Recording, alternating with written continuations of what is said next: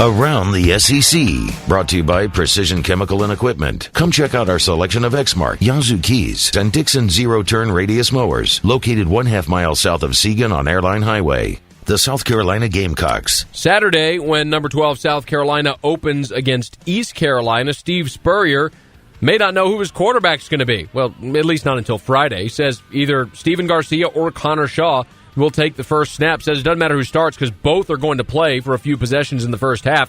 Spurrier said his main reason for switching quarterbacks is to make sure he has his best player on the field when he needs him. One player he will not have on the field, however, is senior cornerback Akeem Auguste, who will not start Saturday's opener against East Carolina. Re-injured his foot this week.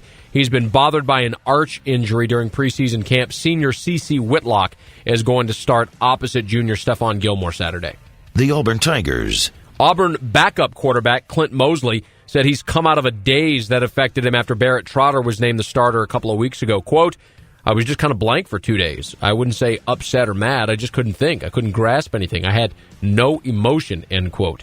Mosley said he overcame his disappointment by talking to a lot of people close to him and that he's just going to stop pouting. Meanwhile, Gus Malzahn says Auburn's been practicing well.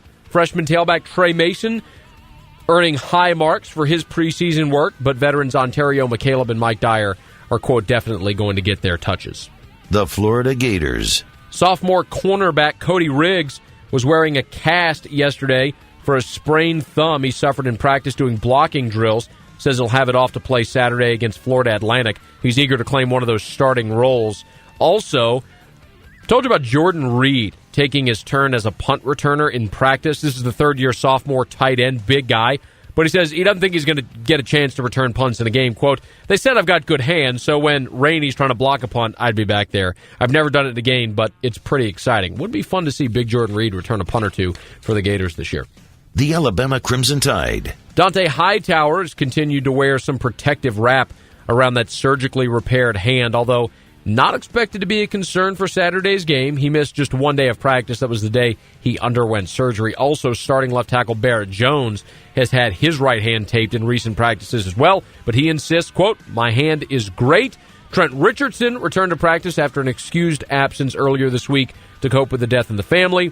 And running back D. Hart, the freshman, who suffered a knee injury and is out for the year, is continuing his rehabilitation. He wore a black jersey working with a trainer at practice throughout the course of this week. The Tennessee Volunteers. And when it comes to college football commentary in the South, there's no question the most popular female voice belongs to Barbara Dooley. Now, she's the mother of Tennessee coach Derek Dooley, wife of Georgia coaching icon Vince Dooley, but that voice is being muffled by her son, Derek Dooley, banning his mom from her regular gig on the Paul Feinbaum show in Birmingham. Quote, he doesn't like that I don't have a filter, Barbara said. Derek Dooley downplayed the ban with reporters yesterday, said his mom is still allowed on the air, just not on the Feinbaum show. Derek Dooley said, quote, for 43 years, I've never been able to get my mom not to do something she wanted to do, so why would it start now? Apparently it is. Barbara Dooley banned from the Paul Feinbaum show. One quick basketball note, Tennessee landed its first men's basketball commitment for 2012. Versatile 6'8" small forward Derek Reese says he'll sign with the Tennessee Volunteers. There you have it. That is Around the SEC.